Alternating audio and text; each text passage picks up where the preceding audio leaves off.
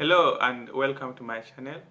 My name is Vincent and today we will be talking about wealth creation. So if you want to create wealth, that's a good thought. I encourage you to create wealth because I believe creating wealth should be created like so that even our grandchildren should be able to benefit from what we create right now. So first, just let's go. First, we want to describe what is wealth. So, wealth is the amount of money that you have which can sustain you for a long period of time or for a period of time without you having to go to work. Why is this? Because you've built your business, which means you have built a system that is actually working for you. So you don't really have to go to work, but you can monitor it. So how do we do this? So first, if you're just starting to create wealth, like I am, uh, first what we have to do is have a source of income. You have to have somewhere where you get some cash, so that at the end of the month you can make some savings. After you spend some money, then you can save some amount for yourself. So I recommend you have like 2 or 3 sources of income, which means if you have 2 or 3 sources of income, then I know it's gonna be hard work, but nothing comes easy. So you'll be able to spend some money and then save for your investment, which means you have to be very self-disciplined and to deny yourself, because it will require a lot of sacrifice. So you have to, and hard work. So I will say, just have self-discipline. So that is number one. So number two is you need to build on your asset column, because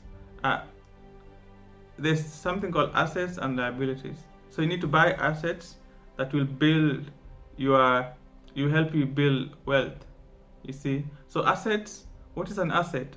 An asset is something that brings cash into your pocket, and a liability is something that takes money out of your pocket. Like, for example, if you lease a car, you have to pay for it every month. That's a liability, which means you have to every month give money to the company, which at the end of the period of paying for the car, you'll have paid more for the car than it's really worth, and you have to take the car back unless you want to buy it at the end, which is even more which is also expensive. Sometimes they're expensive. So that's an example, but an asset is something that brings money into your pocket. For example, you have a real estate, for example. So every month you receive cash from your investment. So that will bring cash into your pocket. See, in Africa, where I come from, we have some. For example, you can buy like a motorbike. For example, in my country, you can buy a motorbike. If you buy it cash, you put it on the road, and then every day you collect money. You see, so that is really good, because that's something like giving back money to your pocket, not taking away. Even though initially you've spent a lot of money to buy that bike, within the first year you get your investment back, but then afterwards it keeps giving you cash. You see, so those are kind of things someone can buy. So you buy assets, you increase your assets level and reduce your liabilities, which means you will be having more income coming from the assets, and if you reduce your liabilities, so increase assets, reduce your liabilities, and then you'll be able to create wealth. For example, credit card debt. For example, if it's a debt that is not really helping you to create wealth, then that's a liability. just taking money out of your pocket. You see, because if you spend the money at the end of the month, they want you to pay, and you don't, if you fail to pay, they increase the amount. They have like an interest on that amount, so it will go up.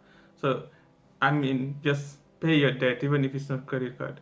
Pay your debt, because it will help you, even help you your health be help your health, so you don't like stress. uh that's number two. Increase your assets, reduce your liabilities. We'll talk about more about that. Number three, I will say that the amount of cash that is coming in from your assets column, you should reinvest it back into your company, or buy some more assets that will also generate some cash. Because remember, you're trying to build something for the long term, even for your grandchildren, not just for you and your children, so that at least your children will have not a very hard start, but at least you set something for them, even for their children, for your grandchildren. So the money that comes in uh, from your assets column, you have to reinvest it back into your asset column, so that you build something that you're proud of, something that will work for you. It's actually money working for you, so you don't really, even though at the beginning you have to work so hard, but in the future you won't really have to work that hard. You'll enjoy your hard work. So I would like to say that uh, don't eat the children of your investment, but reinvest it back into your business, so that in the long term uh, you will have a greater return, and your children will get something in return, like in the future, to start off with. So that's something that I've learned, and I would like to share with you, so that also you can just get an insight of what I'm talking about. Number four, I would like to say that in many cases, or in two occasions, I've invested because of my investments were emotionally instigated, which means I had some people, or I read somewhere that, oh, this kind of business is good. If you do this, you'll earn enough, a very good amount of money, and it's very lucrative. But I will say that it's really good for you and I to do our background check, to just make sure that we don't go with emotions, but we go with our mind, because at the end of the day, you are hard-earned cash. If you just invest it anywhere without any background knowledge on that area, then it becomes a very sad if if you end up finding out that that line of business that you ventured into because of a friend told you this, or you read somewhere, it's not really as you thought it was. That's what happened to me in my chicken business. I did not. It's really a good business, I can say, and there's many successes, but I didn't do my research, and the next time I have to do my research properly and make sure that I do things accordingly, because it's really good that you do your research, and you okay, it's good to get advice, but what do you and me, what do we want to do?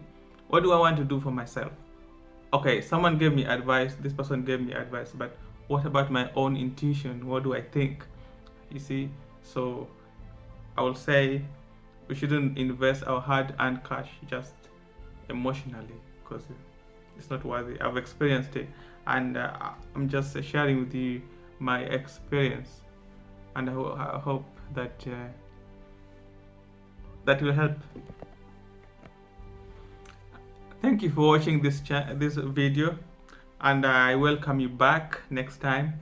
And have a wonderful time wherever you are, and a wonderful day.